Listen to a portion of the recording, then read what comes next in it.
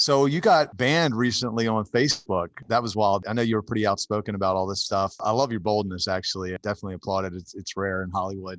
There's very few celebrities that are that bold, I guess, in speaking the truth. So how have you been Sure. able to sustain relationships with people that feel threatened by God's truth in your industry? I met with Governor DeSantis 3 times. I talked with his chief of staff recently. The governor here has passed a law saying if you get taken down, you can file a lawsuit for up to $100,000 against these people. We need to get rid of the C-230, whatever this act is that protects them. Why should they have more control over the First Amendment than our government does? They gave me a couple warnings. Most of my posts were, hey, here's what this massive group of doctors are saying about hydroxychloroquine and ivermectin, how it can protect and save your life if you have COVID. And they said, you can't say that. But no, I'm not saying it. These doctors are saying it. And I'm asking people what they think. Hey, here's what these guys are saying in Arizona and Michigan about voter fraud. What do you think? Oh, you can't say that. And they make me take it down. Then all of a sudden, they just took me down. They started cutting down 10,000 followers like every other day, just boom, boom, boom, taking that away from me. And then they just took me down. So I went after them. I got so much press. And I said, I'm going to do a lawsuit.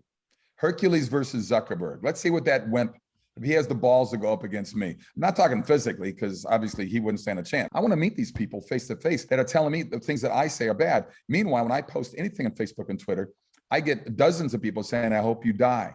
I hope I get a chance to rape your daughter. And they leave those assholes, pardon my French, on the internet, that they can be on Facebook and they can on Twitter when they're threatening me and threatening my life and threatening my family.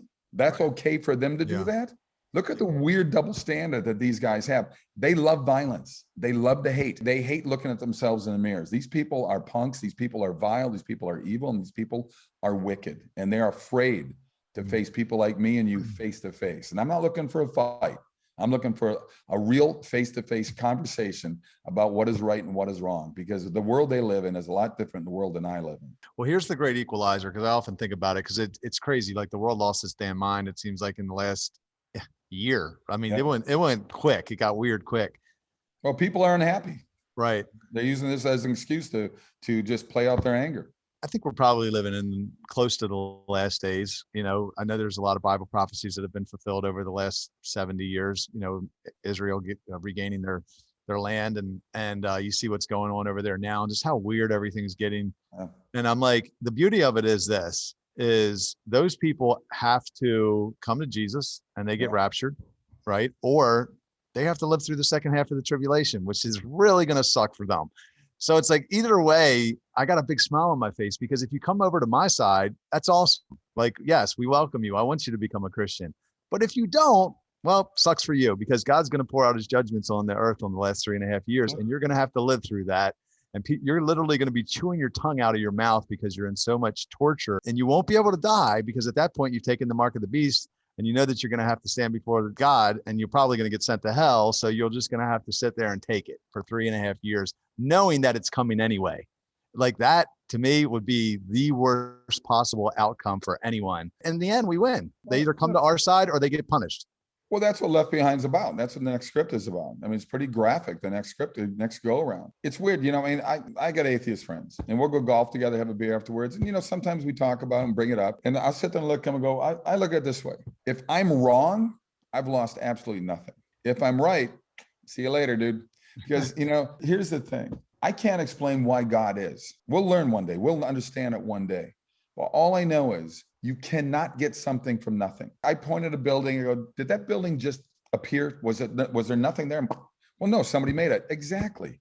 Somebody made it, guys. But you're right. You stumped me on, well, who started God? Well, it's the chicken and the egg, right?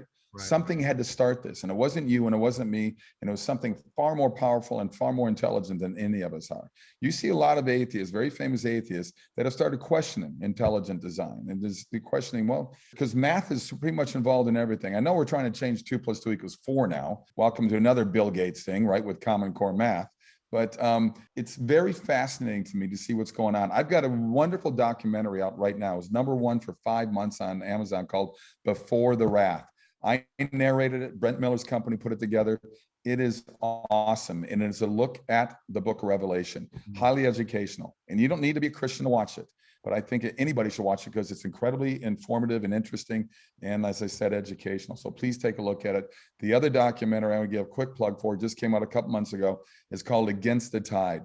And I did this with John Lennox, who's a very famous apologist. He's debated the atheists like Dawkins and Hitchens and Singer. We spent 3 weeks in Oxford, England, where he's a retired math professor, and 2 weeks in Israel. And it's really about proving God in a world of science. I'm on camera with him and narrate it, but boy, I learned a lot. I call it apologetics for dummies like me. And I think people should check it out. Against the Tide movie, Against the Tide movie. And the other one's beforethewrath.com. So check out beforethewrath.com. I think you guys will find those things very, very interesting. It's awesome. What do you think we're living in the last days? Well, it's like Before the Wrath says, and the Bible says, we won't know the time or the day, right? It's like a thief in the night. We're not going to know. We're not going to know. But are there signs there? Certainly there are signs there. Like you as well, you're bringing up the subject, but you don't worry about it, and I don't worry about it. It's just, I love being here right now. I love this life right now. I still want to do what the Bible is asking me to do in terms of harvesting, because I think I do it through my movies. Pastors remind me all the time when I meet them, they say, you can reach millions in your movies. I'm a pastor of a small church, small congregation. I said, yeah, but I need your small congregation. You know what I need? I need an app that goes to every religious leader in America. And then I send them the movie. Right. And then they get in front of their people and say, hey, this weekend, this movie opens, support this movie. Yeah. Because we need all the help we can get with these movies to get people to see them. And we need the support of all those small churches. Every single drop made up the ocean, right? Every drop of water. So it makes a big difference when you get a big group of people to jump on board with you, a small group of people, but jump in that ocean with us. And let's get the messages out there. But when the time comes, the time's going to come. There's not much we can do about it, but to me, it's a positive, not a negative. How dangerous do you think cancel culture is? Incredibly dangerous. I mean, these are angry people that are looking to go after anybody who isn't in line with the insanity of what they're saying. Racism has only exploded in the last couple of years. I didn't feel any of that stuff back in the 70s, 80s, even in the 90s. I know plenty of Black people and plenty of people I know that are friends of mine that are Black. And it's like, we're all looking at each other, scratching each other's heads. I mean, this is crazy what we're doing right now. To sit there and go, well, I disagree with you. And if I disagree with you, then I'm gonna destroy your life.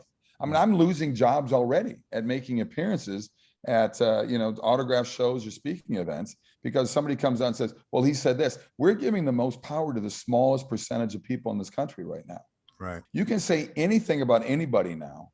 It doesn't have to be true. Just have a smear campaign. You can say anything about anybody. And now you're guilty until proven innocent when it used to be the other way around. It's insane what we're doing right now. It's insane that we can't have opposing points of view.